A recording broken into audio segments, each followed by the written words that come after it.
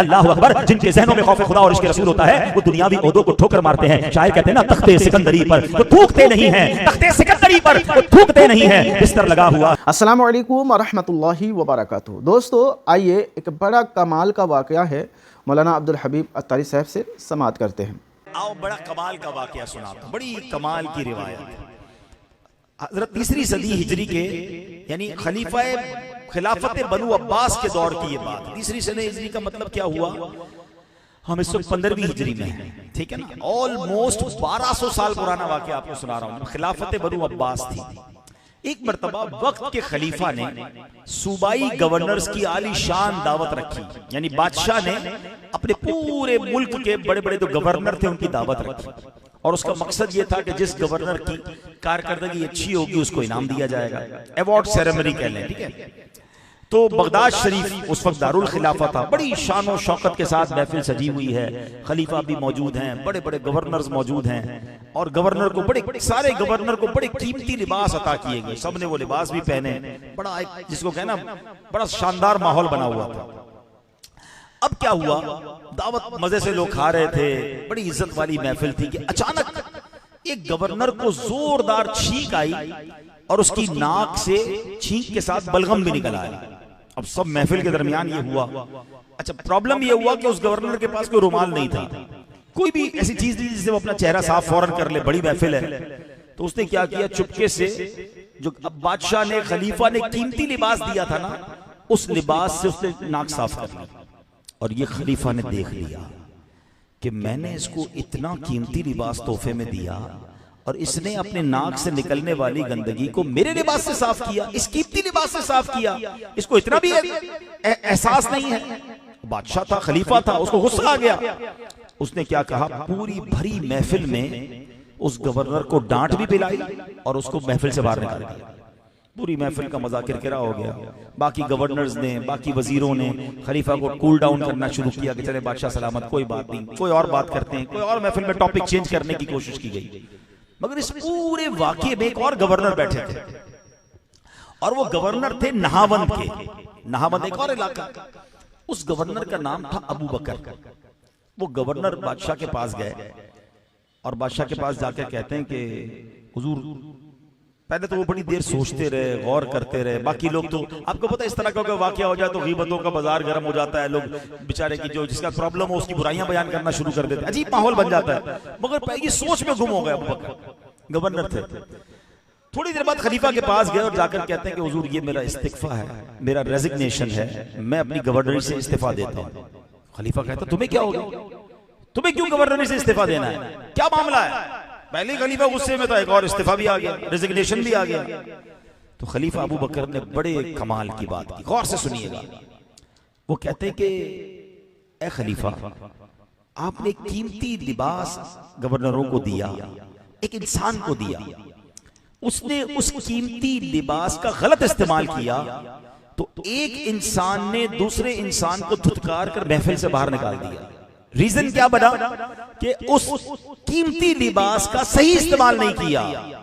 मैं सोचने लगा कि अल्लाह करीम तमाम जहानों के खालिक व मालिक ने मुझे इंसानियत का कीमती लिबास अता किया, मुझे अशरफुल मखलूकात बनाया, तमाम मखलूकों में सबसे इज्जत वाला बनाया है।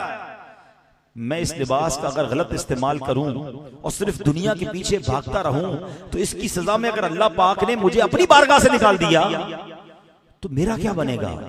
मैंने सोचा मैं गवर्नरी छोड़ता हूं और बाकी जिंदगी इबादत में गुजारता हूं, मैं रब्बे करीम को राजी करने में लग जाता हूं, वरना इस ओहदे पर रहकर तो दुनियादारी में लगा रहूंगा। कयामत के दिन आज के वाक़ये ने मुझे सबक दिया कि कयामत के दिन अगर अल्लाह करीम की बारगाह से मुझे निकाल दिया गया कि तुझे इतना बड़ा लिबास दिया गया, तुझे इंसान बनाया, तुझे कोई जानवर नहीं बनाया। ये हम सबके लिए भी दर्स है ना।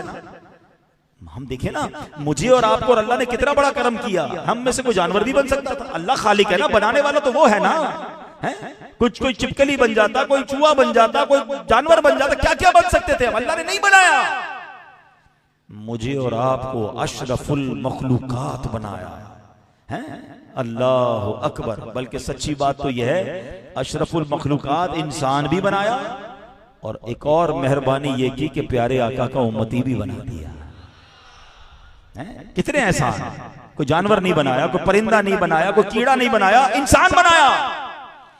और इंसान भी बनाता किसी और उम्मत में पैदा कर देता। हम 1000 साल पहले पैदा होते, हो सकता है कोई हजरत मूसा का उम्मती होता, कोई हजरत ईसा का उम्मती होता, कोई हजरत यूसुफ का उम्मती होता, भाई हजरत नूह का उम्मती बन जाता। हमने कमाल क्या किया ऐसा कि ना मेरे रब ने जानवर बनाया, ना हमें किसी और उम्मत में बनाया, अशरफुल मखलूकात भी बनाया, और सारी उम्मतों में जो सबसे अफजल उम्मत है उस उम्मत में हम सबको शामिल फरमा दिया।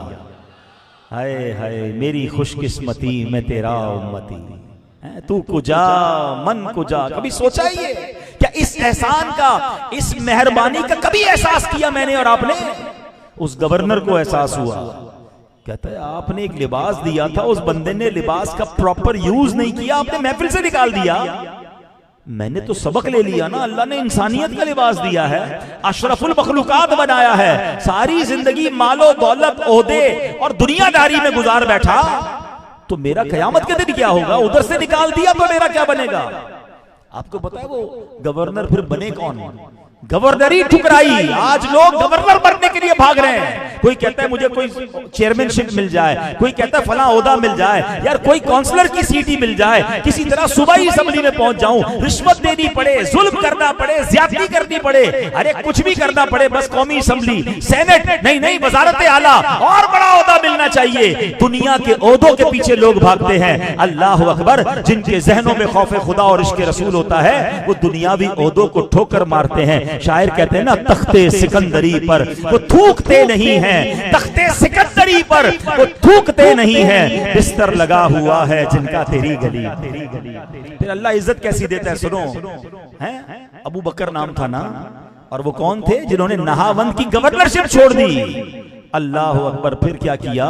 इबादत में मसरूफ हो गए। पता है वो कौन थे? वो कोई और नहीं, हजरत शेख अबू बकर शिबली रहमतुल्लाहि ताला अलैह बन गए। इबादत की, रियाजत की, गवर्नरी चली गई, मगर अल्लाह ने आसमाने विलायत का ऐसा सितारा बना दिया। अल्लाह अकबर। हमारा जो सिलसिला है ना, सिलसिला कादरिया तारिया, ए कादरियों ए अतारियों, हम उनके मुरीद हैं, हम उनके सिलसिले में हैं। हम पढ़ते हैं ना, बहरे शिबली शेरे हक दुनिया के कुत्तों से बचा। अरे दुनिया को ठोकर मारने वाले शेख अबू बकर शिबली थे। हम उनके वसीले से दुआ करते हैं कि अल्लाह हमें भी दुनियादारी और दुनिया वालों के चक्कर से बचाई रखियो। बहरे शिबली शेरे हक दुनिया के कुत्तों से बचा, एक कारख अब्दे वाहिद बेरिया के वास्ते अल्लाह उनका फैजान नसीब फरमाए, और हमें अल्लाह करे कि ये शौक और ज़ौक़ नसीब हो जाए कि दुनिया के पीछे ना भागे, ओहदों के पीछे ना भागे, दुनिया की शोहरत के पीछे ना भागे। वरना ऐसा ना हो कि अगर कयामत के दिन अल्लाह ये फरमाए कि तुझे इंसान बनाया, कोई जानवर तो ना बनाया, कोई कीड़ा ना बनाया, तुझे जनाब कोई परिंदा ना बनाया, तुझे सबसे अशरफुल मखलूकात, सबसे मेरी बेस्ट मखलूक जो थी तुझे वो बनाया। फिर तुझ पर तो एक और एहसान किया, तुझे आखिरी नबी का उम्मती भी बना दिया। फिर भी दुनियादारी में लगा रहा, फिर भी इबादत की तरफ ना आया। काश ये बात हमें समझ आ जाए। बहरे शिबली शेर हक दुनिया के कुत्तों से बचा, एक का राख अब्दे वाहिद बेरिया के वास्ते। सो दोस्तों, आपने हज़रत अबू बकर शिबली रहमतुल्लाहि अलैह के वाक़या को सुना। अपना राय ज़रूर दीजिएगा, और हाँ, इस वाक़या से आपको क्या क्या बातें सीखने को मिला वो भी कमेंट करके ज़रूर बताइएगा। सो दोस्तों, इस तरह के मज़ीद वीडियो पाने के लिए हमारे साथ जुड़े रहें। मिलते हैं किसी और वीडियो में, तब तक अपना ख्याल रखें। खुदा हाफिज़। अस्सलामु अलैकुम व रहमतुल्लाह।